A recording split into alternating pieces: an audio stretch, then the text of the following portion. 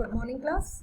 आज हम रिवीजन करेंगे matter in our surroundings and cell the fundamental unit of life का, क्योंकि आपका एग्जाम है सैटरडे, तो इसीलिए आज हम इसका रिवीजन करेंगे। तो मैटर इन सराउंडिंग्स में हमने क्या क्या पढ़ा था हम रिवाइज करते हैं।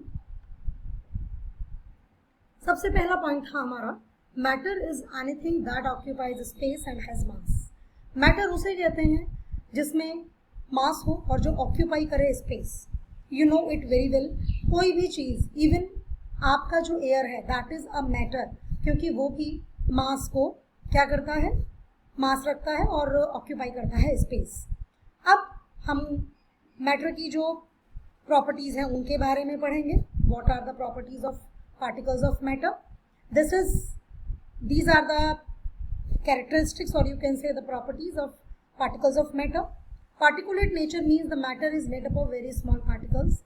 These particles are either atom, molecules or ions, and the properties are the particles of matter have space between them. पहला property है। दूसरा है the particles of matter are continuously moving, and the third one is the particles of matter attract each other. These are the three characteristics of particles of nature. Now, on the basis of physical classification, हम solids, liquid and gases को classify करते हैं। अब solid, liquid, gases को जो हम classify करते हैं physical state के basis पर। physical state का मतलब है हमारा कि हम जिसे छू सकें, जिसे महसूस कर सकें, देख सकें अपनी आंखों से, स्मेल कर सकें, टेस्ट कर सकें, like that is known as physical state। तो फिजिकल स्टेट के बेसिस पर हमने सॉलिड, लिक्विड एंड गैसेस को क्लासिफाई किया है। तो आइए इनकी प्रॉपर्टीज देखते हैं। सो चलिए, सॉलिड, लिक्विड एंड गैसेस हम इस टेबल से समझते हैं कि सॉलिड्स क्या हैं, लिक्विड्स क्या हैं और गैसेस क्या हैं। अगर हम शेप की और वॉल्यूम की बात करें तो हमारा जो सॉलिड है उसका फिक्स शेप होता है, उसका फिक्स वॉल्यूम होता है। रीजन इज दैट क्योंकि उसके जो पार्टिकल्स होते हैं वो बहुत ही ऑर्डरली अरेंज्ड होते हैं। दैट इज द रीजन उसका फिक्स शेप है और फिक्स वॉल्यूम है और उसका मास भी फिक्स्ड होता है। अगर हम इसी चीज़ को लिक्विड्स में आए, इसी के बारे में देखें, शेप एंड वॉल्यूम के बारे में, तो shape of the liquid is not fixed. Shape नहीं होती फिक्स्ड लिक्विड की, क्योंकि हम जिस भी तरह की कंटेनर में उसको रखते हैं वो उसी की शेप ले लेता है। लेकिन लिक्विड्स का वॉल्यूम फिक्स्ड होता है, उसका मास भी फिक्स्ड होता है।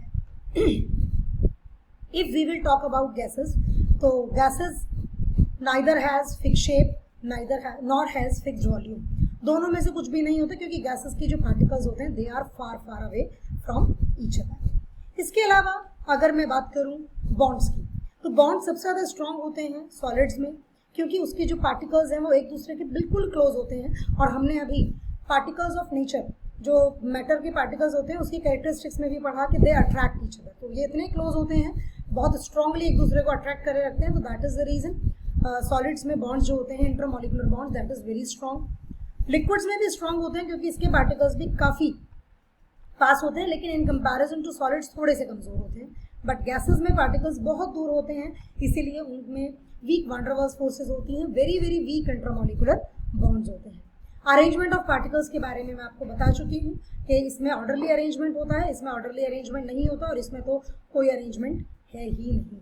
रेंडमली वो मूव करते हैं। रेंडमली तो लिक्विड में भी मूव करते हैं, लेकिन लिक्विड में जितना वॉल्यूम, जितना एरिया वो कवर करते हैं, जो उनका पूरा एरिया है, बस वो उसी में मूव करते हैं, बाहर नहीं जाते हैं।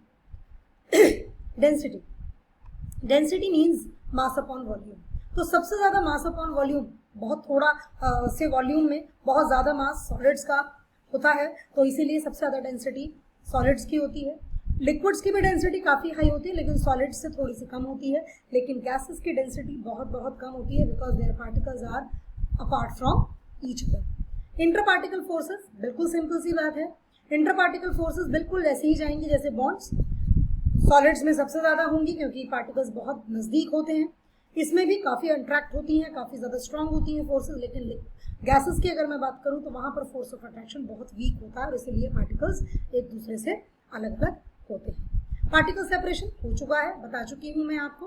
तो this is for solid, liquid and gases. So हम आगे बढ़ते हैं। On the basis of chemical composition, मतलब केमिकल स्टेट के बेसिस पर हम मैटर को क्लासीफाई करते हैं प्योर सब्सटेंस एंड मिक्सचर्स में। प्योर सब्सटेंसेस में हम एलिमेंट्स एंड कंपाउंड्स के बारे में बात करते हैं, और मिक्सचर्स आपको पता है कि मिक्सचर्स क्या होते हैं। नाउ मिक्सचर्स दो तरह के हैं, होमोजीनियस एंड हेट्रोजीनियस, आपको इनके एग्जांपल्स विद डेफिनेशन लर्न करना है। पार्टिकल नेचर मैं आपको बता चुकी हूँ, ये एक्टिविटीज मैं आपको पहले डिस्कस कर चुकी हूँ। नाउ 3 स्टेट्स ऑफ मैटर, इनकी प्रॉपर्टीज मैंने अभी अभी आपको एक्सप्लेन की हैं। Studying melting point and boiling point. Melting point आपको पता है, जब कोई सॉलिड मेल्ट होता है, लिक्विड में कन्वर्ट होता है, उसको मेल्टिंग पॉइंट कहते हैं। और उसका मेल्टिंग पॉइंट आइस का अगर मैं बात करूं तो 0 डिग्री सेल्सियस, या केल्विन में बात करूं तो 273 केल्विन होता है। लेटेंट हीट ऑफ फ्यूजन, जब हम 1 किलोग्राम ऑफ सॉलिड को लिक्विड में कंप्लीटली कन्वर्ट कर देंगे तो उसके लिए जो हमें अमाउंट ऑफ एनर्जी चाहिए, that is latent heat of fusion. इसी के साथ साथ अगर मैं बॉइलिंग की बात करूं तो बॉइलिंग में होता है कि कोई भी लिक्विड अगर गैस में कन्वर्ट हो रहा है, दैट इज बॉइलिंग। बॉइलिंग में क्या होता है, आपका जो वेपर प्रेशर होता है लिक्विड का, वो एटमॉस्फेरिक प्रेशर के बिल्कुल बराबर हो जाता है, तब बॉइलिंग पॉइंट हमारा आता है। उसके बाद टेम्परेचर नहीं बढ़ता है। लेटेंट हीट ऑफ वेपराइजेशन, यहाँ भी हम फिक्स्ड अमाउंट लेंगे, 1 किलोग्राम ऑफ लिक्विड, वो गैस में कन्वर्ट हो जाएगा कंप्लीटली, तो उसमें जितना अमाउंट ऑफ हीट हमने भेजा उसको सप्लाई किया, that is latent heat of vaporisation. Then effect of pressure on gases, आपको पता है effect of pressure on gases, मुझे बताने की जरूरत नहीं है। रीजन इज दैट, क्योंकि जब हम गैसेस पर प्रेशर अप्लाई करते हैं, टेम्परेचर लो करते हैं और प्रेशर हाई करते हैं, तो गैसेस लिक्विड्स में और इवन लिक्विड्स गैसेस जो है वो सॉलिड्स में भी कन्वर्ट हो जाती हैं। And the best example is solid carbon dioxide which is known as dry ice. Interconversion of 3 states, you know, इन सारी डेफिनेशंस को आप बहुत प्रॉपर्ली समझते हैं, जानते हैं। And the last topic separation techniques में ज्यादा कुछ नहीं, सब्लिमेशन की बात करूंगी। सब्लिमेशन यू नो, जिसमें डायरेक्टली सॉलिड गैस में और गैस डायरेक्टली सॉलिड में कन्वर्ट हो जाए। यहाँ पर हम कैम्फर का एग्जाम्पल लेते हैं, कपूर का। आपने देखा होगा पूजा का जो कपूर होता है, या कपड़ों में जो मम्मी नैपथलीन बॉल्स डालती हैं, वो डायरेक्टली गैस में कन्वर्ट होती हैं, तो उसका सेपरेशन का टेक्निक दिया है, आप बुक से इसको पढ़ें एक बार। And the last topic is evaporation. You know what is evaporation, कोई भी लिक्विड किसी भी टेम्परेचर पर अगर वेपर में कन्वर्ट होता है, दैट इज इवेपोरेशन। फैक्टर्स जो अफेक्ट करते हैं इवेपोरेशन को, वो हैं surface area, temperature, humidity and wind speed. And last topic of the chapter is evaporation and its cooling effect. Evaporation and its cooling effect का मतलब है कि आपका जो इवेपोरेशन है, उस इवेपोरेशन की वजह से जो कूलिंग इफेक्ट आता है। पाम पर हमने